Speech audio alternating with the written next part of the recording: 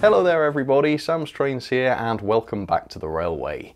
Today I'm looking at some more Hornby rolling stock in TT scale.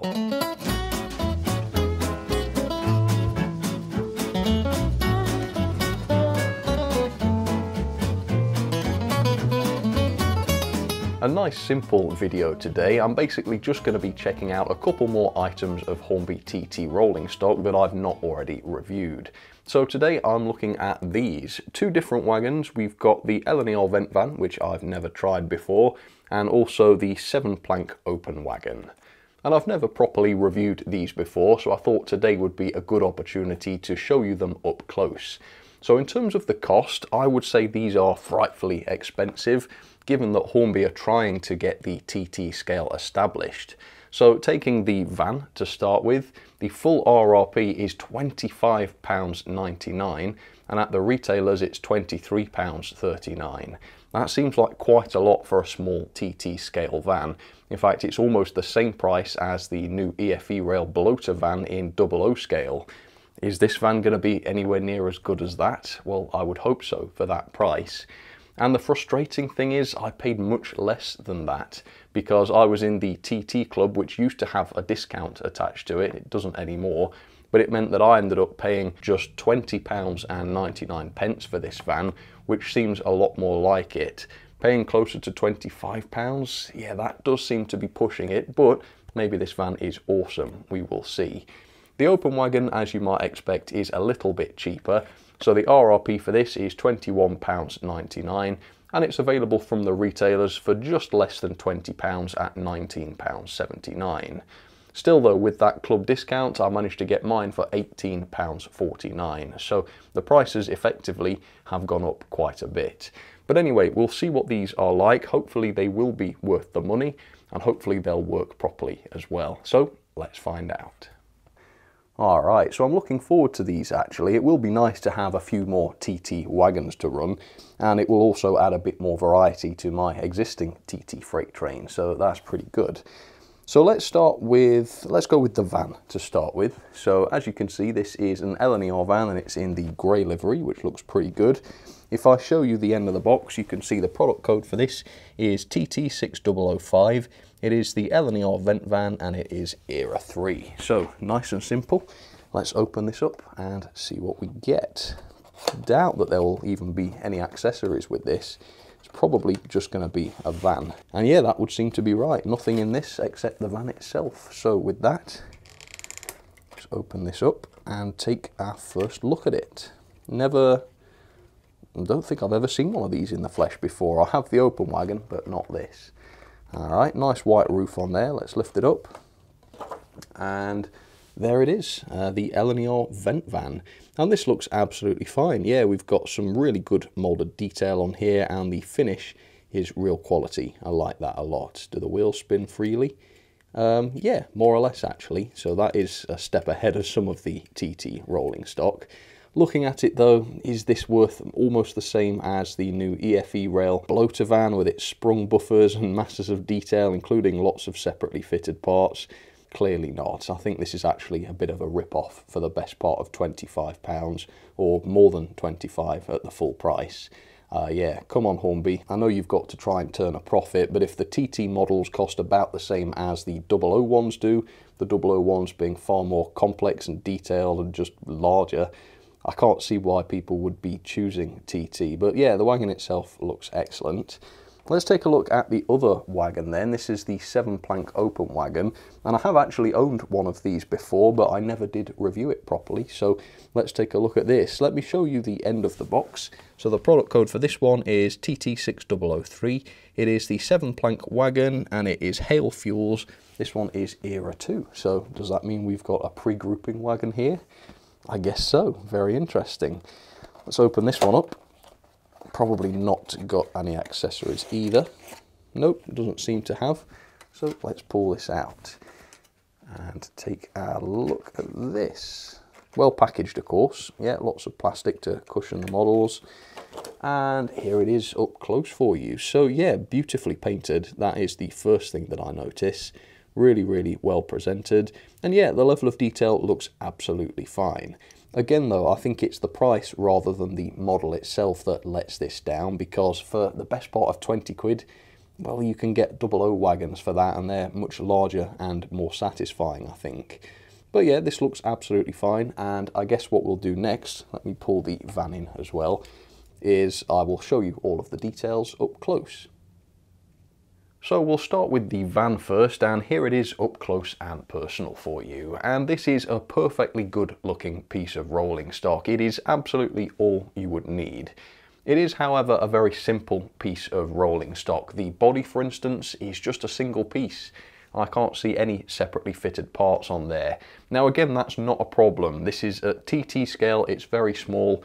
Any separate details here would be impractical and pretty hard to notice at the same time. However, the simplicity of this model for me really does bring the high price into question. There really is no complexity to this model, and therefore for me this is not a £25 model. Especially when you consider the new EFE rail bloater in 00 scale at the moment costs just £2 more than this does. Now I know that some people do say that smaller scale models still cost about the same as larger scale models, because the process is pretty much the same, but I don't think that that is true. Like I say, this is a very simple model with very few features. The EFE bloater has so many more details, such as the sprung buffers, the separately fitted footboards and extra detail on the underframe, the roof furniture, etc. It also weighs 6 times as much, so there's 6 times as much material that's gone into this. And of course, it's much, much larger, so it's going to cost more to ship this because you could fit few of them into a container. You can't convince me that the price difference of just £2 between these two models is justified. Now obviously Hornby are in trouble financially, they're not doing that well, but that was the case when they started this TT range, and I strongly believe that making the range affordable is key to getting it adopted, and this really isn't affordable. And I think the stinger with this is that it was affordable.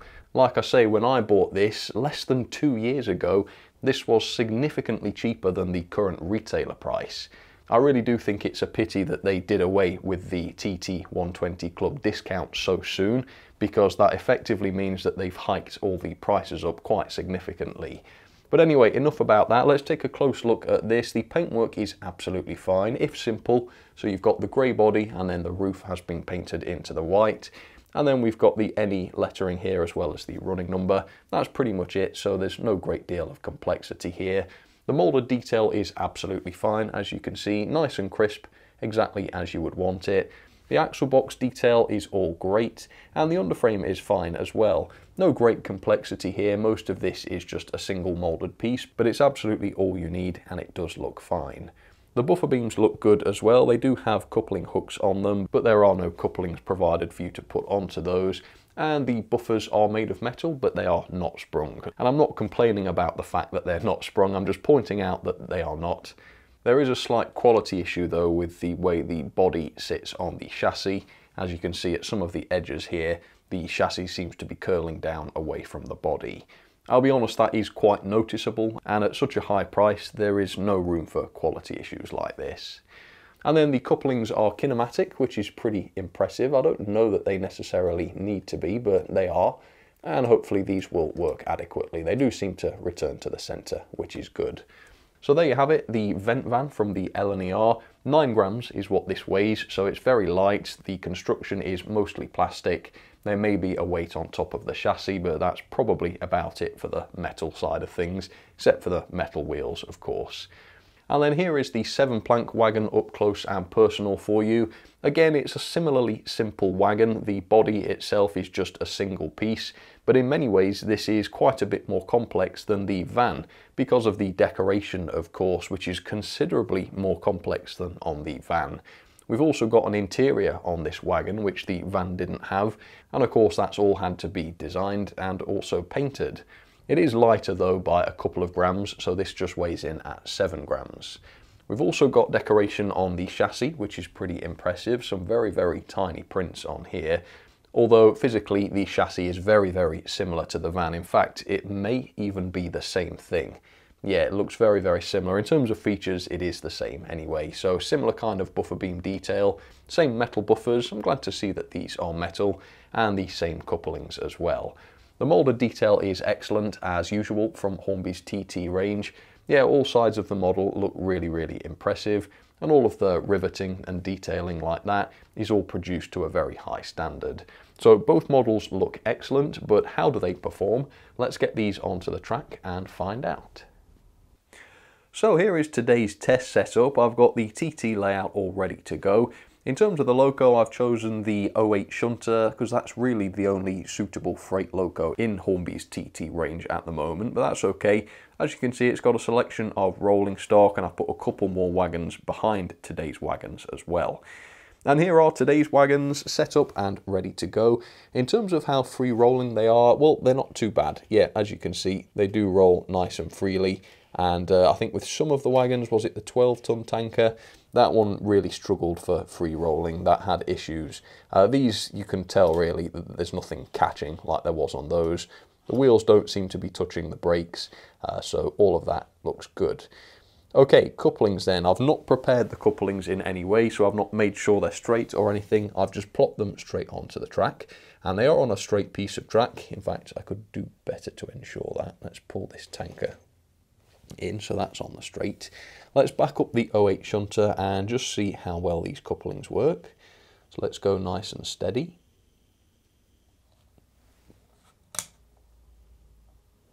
Didn't couple to the van. Let's see if the pressure of the other wagons can help that. Okay. No, I think everything else has gone though. Yep, so it's just that one, and I can see that the van's coupling doesn't appear to be quite central. Let's try that again now that it is. That's it. So yeah, now we've lost that rubbish Pico one. Well, we're not testing that one, luckily. Oh, goodness. You're not even part of the review. What are you doing? Okay, there we go. So, yeah, slight issue with the coupling not centering there. That's a pity. But, as you can see, they do seem to be staying coupled now. And you can see here, we've got quite a nice collection of wagons here. All of them Hornby, except for the Cadbury Bourneville one, which is Pico. And yeah, the couplings are much worse on the Pico, it must be said. But there we go, they look pretty good as part of a train. Let's get them going now, make sure that they work okay on the curves, I'm sure they will. And obviously I'll do the points test as well. So let's go for about 40 speed. Alright, so there they go, and obviously it all looks absolutely great. I think on this occasion it is the open wagon, the 7-planker, that is the highest quality here, because the couplings functioned perfectly on that one, and we've not got any of the issues where the body and the chassis don't marry together perfectly. On this occasion that was an issue with the van, and of course I did have to straighten the coupling before it would work. I do think that is down to random chance though, because I'm pretty sure the two chassis are identical. So you could just as easily buy the open wagon and possibly see the same coupling issue. Not a huge deal though, and once I centered the coupling, it worked absolutely fine. So like the rest of the TT wagons really, they look excellent, they perform okay, the quality is fine, yet the price does seem to be quite high, and of course the price is now higher than it was when I reviewed the other wagons, because back then the TT Club discount was still a thing. Now you get the retailer discount if you buy it from the retailers, or you might get the hobby reward points back if you buy it from Hornby. But even with these discounts, these still work out at more expensive now. Possibly the prices have been increased too since then, but either way they cost you a lot more now than they did when I bought these. But anyway, all good on the track. Let's put them over the points just to make sure there's no issues with that. Okay, let me throw these points open there. Now obviously I'm only testing the two wagons in today's video, but I don't believe there was a problem with any of the others, so not expecting any issues. So there you go, forwards they were fine. Let's try backwards, and then I'll be mean and speed them up. See what happens then. I guess this is the first time I've tried a longer train in a review though. And the fact that it all still seems to be rock solid despite the extra weight of the larger train is really good to see. Right, let's get silly with it. Okay, reverse, this is the tricky one. Yeah, there's no hint of any issue, is there? None at all. Let's see what happens if I cut it out on the points. Shouldn't really do that to the logo, of course, but for a test I'll make a pass on it. Yeah, absolutely spot on. So no performance issues whatsoever. In fact, all of this stuff works a lot better than in double O scale, I would say. I think the couplings are just more reliable in general. But yeah, absolutely fine. Would not fault the performance on these two wagons. Let's have some ratings then for these wagons. The level of detail I've given 4-star. Now these are very simple models, like I say, very little in the way of separately fitted detail, but that really doesn't affect them too negatively in terms of the way they look. The moulded detail is excellent, the decoration is pretty good. Yes, they don't have features like sprung buffers, but I don't think they really need them, although it would have been nice to have seen some cosmetic couplings for the coupling hooks. So it's because of things like that that I'm not giving this the full 5-star. Performance similarly is excellent, I've given it 4-star. They are perfect once coupled up, fantastic over curves and points, nothing wrong with that at all. The van though did not couple without intervention. I did have to straighten the coupling up manually before it would couple. I know that would be a deal breaker for some people who like to have an autonomous layout without the hand of God having to intervene, so I've knocked it off a star for that. Otherwise though, good performance. Nice and free-rolling, nothing wrong with that. The build quality is high. I think on some of the close-ups though I did notice some visible glue. Did you see that? There's also the fact that the models are mostly made of plastic, and there's that slight warping on the chassis of the van, which I think should have been better really for how much these cost. Otherwise though, quality fine, I'm not knocking it down by too much. Value for money though is by far the worst aspect of these models.